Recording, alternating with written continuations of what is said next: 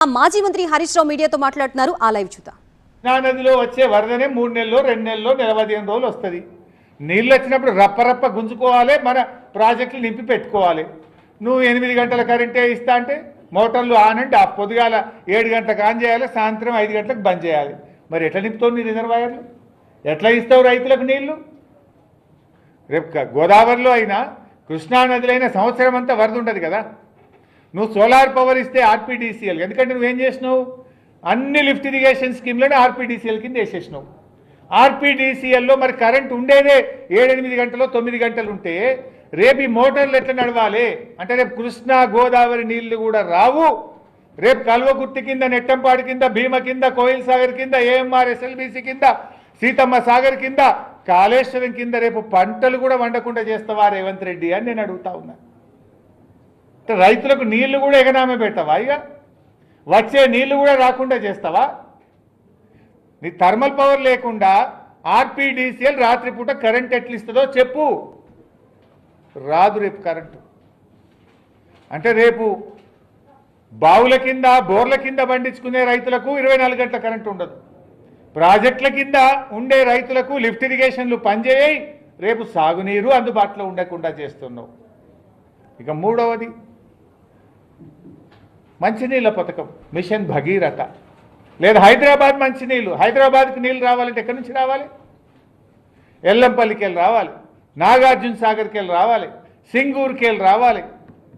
లేదు ఏ జిల్లాకు, ఈ రాష్ట్రంలో ఏ జిల్లాకు నీళ్లు రావాలన్నా, ఏ ఊరికి నీళ్లు రావాలన్నా 24 గంటల్లో 18, 19 గంటలు, 20 గంటలు మంచినీళ్ళ పథకాలు నడుస్తేనే ఇంటింటికి మంచినీళ్ళు వస్తున్నాయి. ఇవాళ రేపు నువ్వు ఆర్పీడీసీఎల్ కింద 8-9 గంటల కరెంట్ ఇస్తే మంచినీటి పథకాలకు కూడా కరెంటు సరిపోదు, మంచినీళ్లు కూడా రాని పరిస్థితి ఏర్పడుతుంది. ఎవడన్నా మెడ మీద తలకాయ ఉన్నోడు చేసే పని ఇది? అంటే నీ సంగతి ఏంది అసలు? రైతులకు కరెంటుకు దూరం చేస్తున్నావు, సాగునీటికి దూరం చేస్తున్నావు, ప్రజలను మంచినీళ్ళకు కూడా దూరం చేస్తావా? ఇది నేను ఉత్తగా చెప్తలే, నీ జీవోలోనే ఉంది రెన్యూవబుల్ ఎనర్జీ ఇస్తా. రెన్యూవబుల్ ఎనర్జీ అంటే సోలార్ పవర్. సోలార్ పవర్ అంటే పొద్దుగాల 7-8 గంటలకు వస్తుంది, సాయంత్రం బంద్. ఏడైనా మబ్బులు పడతాయి, మబ్బులు పడితే మరి మంచినీళ్ళు వద్దాయి ఆ రోజు. ఏడైనా ఎండ రాదు, మబ్బులు పడతాయి చలికాలం, మబ్బులు పడితే మరి మంచినీళ్ళు నడవద్దా? పథకం స్కీమ్ నడవద్దా? కరెంట్ ఎట్లా ఇస్తావు? అంటే నీ నిజాయితీ లేదు, నీలో నీకు చిత్తశుద్ధి లేదు. ఇలా ఆన్ అండ్ ఆఫ్ పద్ధతిలో మోటార్లు నడిపితే, లిఫ్ట్ ఇరిగేషన్ స్కీములు నడిపితే మోటార్లు ఖరాబ్ అవుతాయి. ఇవాళ ఇంజనీర్లు, ఇరిగేషన్ ఇంజనీర్లు చెప్తున్నారు, కాళేశ్వరం అయినా, సీతారామ అయినా, కల్వకుర్తి అయినా, దేవాదులైనా పొద్దుగాల స్టార్ట్ చేసి సాయంత్రం బంద్ చేస్తే మోటార్లు ఖరాబ్ అవుతాయి. రౌండ్ ద క్లాక్ నడపాల్సిందే మోటార్లు. ఎన్ని రోజులు నీళ్ళు అవసరం ఉంటే అన్ని రోజులు నడపకపోతే ఆ మోటార్లు కూడా ఖరాబ్ అవుతాయి.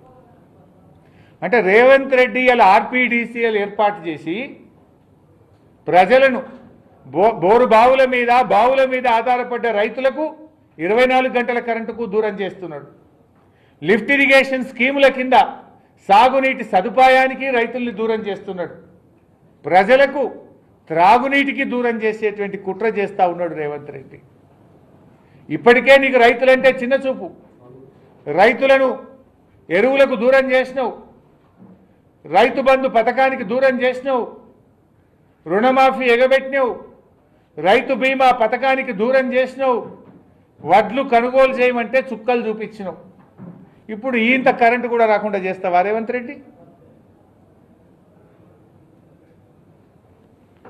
ఇవాళ 2003 ఎలక్ట్రిసిటీ యాక్ట్ ఏం చెప్తుందంటే, ఏ డిస్కామ్ అయినా సరే ప్రజలు, వినియోగదారులు కోరుకుంటే వ్యవసాయ విద్యుత్ కనెక్షన్ అయినా, ఇంటికైనా, పరిశ్రమలకైనా ఎవరు కోరినా వినియోగదారుడికి తప్పకుండా కనెక్షన్ ఇవ్వాలని ఎలక్ట్రిసిటీ రెగ్యులేషన్ యాక్ట్ సెక్షన్ 43 స్పష్టంగా చెప్తుంది. నువ్వు రేపు ఎస్పీడీసీఎల్ కింద ఉన్న రైతు, నీకు నేను వ్యవసాయ విద్యుత్ కనెక్షన్ ఇయ్యా, నువ్వు రైతు డిస్కామ్ కిందకే పో అంటే హక్కు నీకు రాష్ట్ర ప్రభుత్వానికి లేదు, నీ ఈఆర్సీకి కూడా లేదు. ఇవాళ ఎంత దారుణం అంటే, మన ఊర్లలో మనం చూస్తుంటాం. ఇప్పుడు ఇరుకోడు పక్కన హనుమంతపల్లి అని ఒక ఊరు ఉంటుంది. హనుమంతపల్లి పోతే ఏముంటుంది? బాయిల కాడనే ఊరది, ఇంటెనకనే బాయి, ఇల్లు బాయి గడ్డ మీదనే ఇల్లు ఉంటుంది, ఇంటి పక్కనే బాయి ఉంటుంది. రైతులు ఏం చేస్తారు, అక్కడ చాలామంది ఇంటెనక పొద్దుగాలు లేచి బాయి కాడ పని చేసుకుంటారు, ఇంట్లో ఉంటారు. కొంతమంది ఆ బావి పక్కనే ఓ పౌల్ట్రీ కూడా వేసుకుంటారు, చిన్న షెడ్ వేసుకుంటారు, 500 కోళ్ళదో 1000 కోళ్ళదో వేసుకుంటారు.